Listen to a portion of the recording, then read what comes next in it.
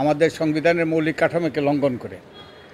তো এই করে তারা যেটা করেছে, আমরা এখন তো সেই একটা বিতর্ক কিছুদিন আগ থেকে চলছে, সংবিধান পুনর্লিখন হবে নাকি সংবিধান সংশোধন হবে।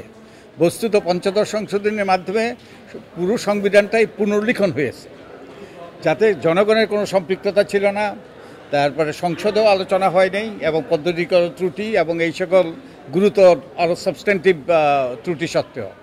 তো এখন এই পুনর্লিখন তার এখন এই যে জঞ্জাল করা হয়েছে পুনর্লিখনের মাধ্যমে, এই জঞ্জালটা অবসান হওয়া দরকার।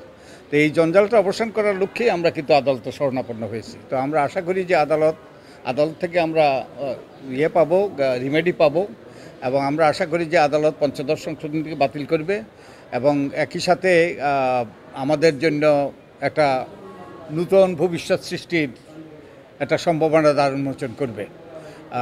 আমাদের এখন ডক্টর শরীফ যেটা বলেছেন, এখন এই সংবিধান পুনর্লিখন, সংবিধান, তারপরে নির্বাচনী ব্যবস্থার সংস্কার, এইসব নিয়ে অনেক আলাপ আলোচনা হচ্ছে এবং এগুলো আঙ্গাঙ্গিকভাবে জড়িত।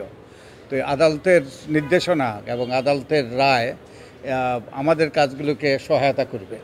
তো এবং জাতীয় এর থেকে অনেক জঞ্জাল থেকে পরিত্রাণ পাবে। তো আমরা সেই লক্ষ্যেই আদালতের শরণাপন্ন হয়েছি।